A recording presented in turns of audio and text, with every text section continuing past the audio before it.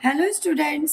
तो आप लोगों को एक बात बताना चाहूँगी कि वीडियो अपलोड करने में काफ़ी समय लग गया मुझे, कारण कि दीपावली का सफाई पूजा पाठ करते हुए आज भी बड़ा मुश्किल से समय निकाल के मैं वीडियो बनाने आई हूँ। और आप लोगों को वो वाला वीडियो का लॉन्ग क्वेश्चन आंसर नहीं बना पाई हूँ, उम्मीद तक छठ के बाद ही बन पाएगी। तो मैंने सोचा कि आप लोगों को एक नया बुक का इंट्रोडक्शन देके और उसका एक चैप्टर स्टार्ट कर लेते हैं हम लोग। ये बुक है आपका सप्लीमेंट्री बुक इंग्लिश पनोरमा का इंग्लिश रीडर पार्ट 2, जो आप लोग देखे हैं कि नहीं देखे हैं, पढ़े कि नहीं पढ़े, आई डोंट नो। तो चलिए आज हम लोग अपना पार्ट 2 बुक का स्टार्ट करते हैं। बहुत ही इंटरेस्टिंग स्टोरी है फर्स्ट चैप्टर का, जनवरी नाइट, जिसको आज हम लोग शुरू करने जा रहे हैं। चलिए स्टार्ट करें। जनवरी नाइट जो प्रेमचंद जी के द्वारा लिखी गई है। धनपत राय 1836, born in Varanasi on July 31, 1880, was a prolific writer of both Hindi and Urdu. तो धनपत राय जो थे राइटर, उनका जन्म 1880 ईस्वी में हुई थी और उनकी मृत्यु 1936 में हुई थी। उनका जन्म वाराणसी में हुआ था जुलाई 31, 1880 में। वो बहुत ही जाने माने लेखक थे, दोनों के हिंदी और उर्दू दोनों लैंग्वेज के बहुत ही, यानी दोनों भाषा के बहुत ही अच्छे लेखक थे और जाने माने लेखक थे। He changed his pen name to Premchandra after his book Soy Watan was banned by them British government. तो धनपत राय जो है वो अपना नाम जो है चेंज किए प्रेमचंद्र में, कब? जब उनकी एक किताब सोय वतन को बैंड कर दिया गया। किसके द्वारा? बैंड मतलब आप लोग समझते होंगे, रोक लगा दी गई उस किताब पे ब्रिटिश गवर्नमेंट के द्वारा। उसके बाद ही उन्होंने अपना नाम धनपत राय से चेंज करके प्रेमचंद किया। He write about the realities of life and the various problem faced by the common man in a turbulent society. तो वह जो है, तो लेखक जो है प्रेमचंद जी, वह रियलिटीज ऑफ लाइफ यानी कि जीवन की जो सच्चाई है उसे लिखते थे। वहाँ पर जो जो समस्या हुआ करता था, जो कॉमन मैन या आम आदमी के जिंदगी में, जो सोसाइटी में हम लोग रहते हैं, उस सोसाइटी में बहुत तरह की समस्या, हर सोसाइटी का अपना अपना सिस्टम है, तो उस रियलिटी को वह लिखते थे। He focused chiefly on rural India and the exploitation faced by a common villagers at the hand of priests, landlords, loan sharks, etc. तो वो खास करके फोकस किस चीज पे, तो वो इस चीज पे खास करके फोकस करते थे कि रूरल इंडियंस जो है, यानी कि गांव में जो लोग रहते हैं उस पर, कारण वो जो वहाँ के जमींदार वगैरह होते हैं, लोग वगैरह जो होते हैं, उसको लेकर के वो खास करके फोकस करते थे अपने लेखन में। He also emphasized on the unity of Hindus and Muslims. Some of this well-known work are Godan, Gavan, Karma Bhumi, Pratigya, etc. तो हिंदू और मुस्लिम की यूनिटी पे भी वो फोकस करते थे और उनका जो खास जाना माना हुआ बुक्स है वो है गोदान। आप लोगों से रिक्वेस्ट है कि आप लोग का जब 10th का एग्ज़ाम क्लियर कर लीजिएगा, जो समय आप लोगों के पास बचेगा उसमें प्रेमचंद जी का गोदान, गवन, कर्म भूमि जरूर जा करके लाइब्रेरी से लेकर पढ़ने का कोशिश कीजिएगा, बहुत ही अच्छी किताब है। तो ये सब इनका फेमस बुक है। आइए हम लोग अपना अब स्टोरी स्टार्ट करें। तो बच्चों ये कहानी बहुत लंबी है और मैं नहीं चाहती हूँ कि मेरे जितने भी 10वीं के प्रिय विद्यार्थीगण हैं वह मेरे वीडियो को मिस करें।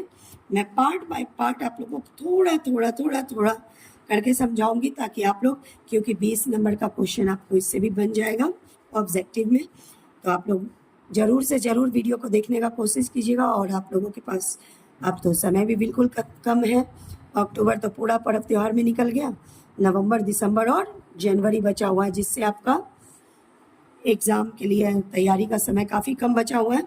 तो बच्चों प्लीज़ आप लोग एक बार वीडियो को ज़रूर देखिएगा और समझने का प्रयास कीजिएगा। मैं बिल्कुल पहले भी बता चुकी हूँ कि छोटी छोटी वीडियो मैं इसलिए डालती हूँ ताकि मेरे जितने भी विद्यार्थीगण हैं वो इस चीज़ को ध्यान में रखते हुए 10-15 मिनट का समय निकालें और मेरी वीडियो को ज़रूर देखें। तो पार्ट 1 हम लोग स्टार्ट करते हैं। हल्कू तो इसमें जो है ना, हल्कू एक मतलब लेबर है, खेत में काम करने वाला, जो मतलब खेत में कई तरह के काम होते हैं, मैं आगे आप लोगों को बताती हूँ।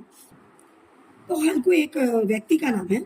हल्कू came in and said to his wife, the landlord's come, get the rupees you set aside, I'll give him the money and somehow or other we will get along without it. Munni had been sweeping. She turned around and said, but there's only 3 rupees. If you give them to him, where's the blanket going come from?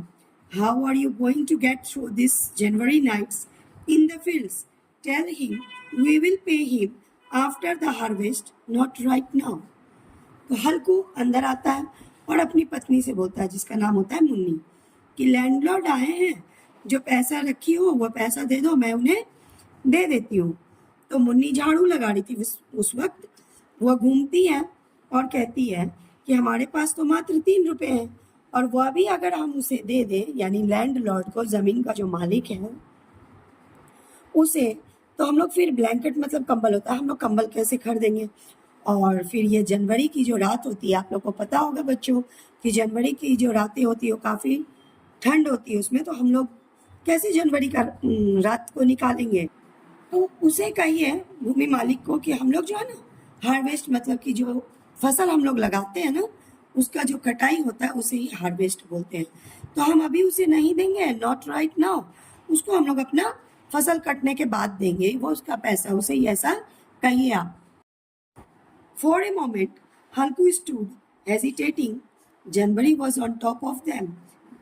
Without a blanket, he could not possibly sleep in the field at night. But the landlord wouldn't be put off. He'd threaten and insult him. So what it matter if they died in the cold weather, as long as they could just take care of his calamity right now. तो हल्कू 1 minute के लिए hesitatingly मतलब हिचकते हुए खड़ा रह गया। क्यों? क्योंकि उसे तो पता था कि जनवरी टॉप पे है, और बिना कंबल के जनवरी की रात काटना उस लोगों के लिए बहुत मुश्किल होता। वह भी सोच में पड़ गया। लेकिन लैंडलॉर्ड यानी कि ज़मीन का जो मालिक था तो उसे छोड़ता नहीं, उसे बेइज्जत करता। तो वह यही सोचा, क्या मैटर है, कोई समस्या नहीं है, अगर हम लोग ठंड में मर भी जाते हैं तो कोई दिक्कत नहीं है। As he thought this, he moved his heavy body. He gave the light to his name and come close to his wife, trying to coax her. He said, "Come on, give it me too. I will figure out some other plan."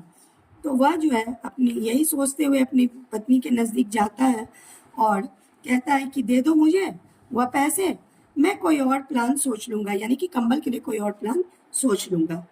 Munni drew away from him, her eyes angry. He said, "You haven't already tried some other plan? You just tell me what other plan can be found. Is somebody going to give you a blanket? God knows how many debts are always left over that we can't pay off." तो मुन्नी की जो आंखें थी वह पूरे गुस्से से वह कहती है, पूरे आंख में गुस्सा भरे हुए कहती है कि अगर तुम्हारे पास कोई और प्लान है तो तुम मुझे बताओ कि कोई तुम्हें कंबल देने वाला है। भगवान जानते कि हम लोगों के ऊपर डेब्ट मतलब कर्ज होता है, कितना कर्ज गिरा हुआ है जो हम लोग दे नहीं पाते हैं। What I say is give up this tenant farming. The work's killing you. Whatever you harvest goes to pay up the arrears, so why not finish with it? Were we born just to keep paying off debts? तो पत्नी कहती है हल्कू की, क्यों तुम tenant farming करती हो, यह तुम्हें मार रहा है, ये तुम्हारे काम को चौपट कर रहा है। हम जो भी हार्वेस्ट करते हैं, यानी जो भी फसल काटते हैं, वो सब देने में ही चला जाता है, और इसी में वो सब देने में ही चला जाता है। क्या हम लोग इसी में पैदा हुए हैं कि हम लोग कर्ज ही तोड़ते रहें? Earn some money for you own valley. Give up that kind of farming. I don't give you the money you don't. तो कुछ पैसा आप अपने पेट के लिए भी कमाइए, और ये पैसा मैं आपको नहीं देने वाली हूँ। इस तरह के फार्मिंग को आप त्याग, यानी टेनेंट फार्मिंग को आप त्याग दीजिए। आप एक लेबर के रूप में ही काम कर लीजिए, वो सही है। मैं ये पैसा आपको किसी भी हाल में नहीं दूंगी। Sadly, Halku said, then I have to put up with his abuse. Losing her temper, Munni said, why should he abuse you? Abuse you? Is this his kingdom? हल्कू जो है बड़ा दुखी होके कहता है कि क्या मैं उसकी गाली सुनूं? अपना टेम्पर को खोते हुए हल्कू कहता है, मुन्नी मुन्नी कहती है कि वो क्यों गाली देगा हमें? क्या उसका साम्राज्य है ये? कैसे वो गाली दे देगा हमें? But as she said it, her bonds relaxed from the frown. The bitter truth is Halku's word come charging at her like a wild beast. तो यह बातें तो हकीकत ही उसे रियलाइज हुआ कि अगर वो ये पेमेंट नहीं करती है तो रियल फैक्ट है कि लैंडलॉर्ड जो है वो उल्टा सुल्टा उसे बोल करके जाएगा. She went to the niche in the wall, took out the rupees and handed them over to Halku. Then she said, give up farming this time. If you work as a hired laborer, you will at least get enough food to eat from it. तो मुन्नी जाती है और वहां से पैसा लाके हल्कू के हाथ में दे देती है और वो कहती है, इस तरह के फार्मिंग को तुम छोड़ दो और तुम जो है ना एक हायर्ड लेबर, जैसे हम लोग खेत में काम करते तो कोई ठेका लेता है, कोई आप लोग गांव की भाषा में कहा जाए तो बटैया ले लेता है, जैसे हाफ हाफ पे. ठेका मतलब पूरा खेत दे दिया जाता है इतना पे, ईयरली या हाफ ईयरली जो भी उपज है उसके हिसाब से. और लेबर क्या होता है जिसको हम लोग खेती खुद करते हैं और लेबर रख के हम लोग काम करवाते, जैसे जुताई करवाना, बुआई करवाना, फिर कटाई करवाना. तो हल्को की पत्नी कहती है कि तुम जो हो ना सो लेबर, हायर्ड लेबर की तरह काम करो जिससे हमें पर्याप्त, क्योंकि उसको फसल से कोई मतलब नहीं होता है लेबर को, वो अपना काम किया, पर डे अपना पेमेंट लिया और गया, तो तुम्हें पर्याप्त खाने के लिए भोजन मिल जाएगा. No one will be yelling insult at you. Fine work farming someone else's land. Whatever you earn, you throw back into it and get insulted in the bargain. तो इस तरह के फार्मिंग में क्या होता है तुम्हारे साथ कि एक तो तुम जो भी करते हो तुम्हारा काम जो है वो सभी एक तरह से बर्बाद है, वो लैंडलॉर्ड को देने में चुक जाता है और की बार्गेन में क्या मिलता है? इंसल्ट मिल जाता है ऊपर से तुम्हें. Halku took the money and went outside, looking as though he were tearing his heart out and giving it away.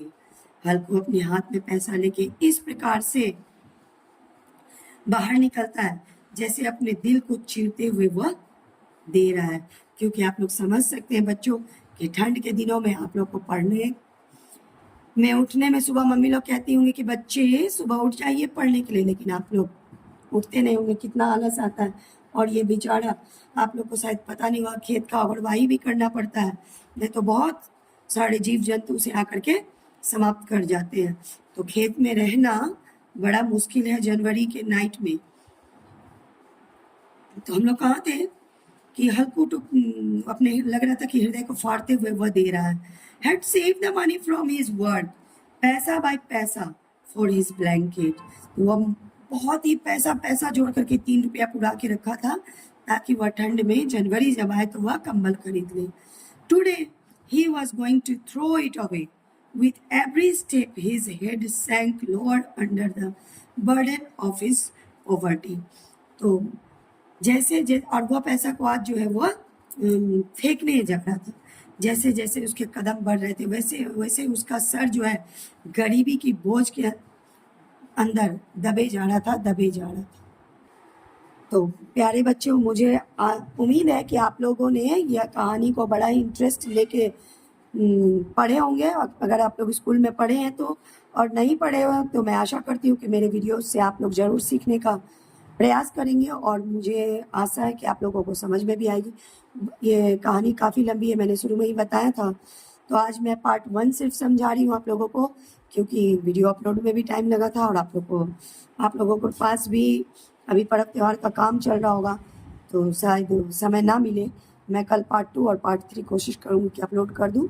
4 part है इस कहानी का. तो बच्चों प्लीज़ आप लोग समय को निकाल करके इस वीडियो को ध्यान से देखिए, समझिए और अपने एग्ज़ाम के लिए तैयारी जम करके कीजिए. Thank you, have a nice day. और वीडियो पसंद आए तो लाइक कीजिए, शेयर कीजिए और मेरे चैनल को सब्सक्राइब कीजिए और वीडियो को ज़्यादा से ज़्यादा देखने का प्रयास कीजिए.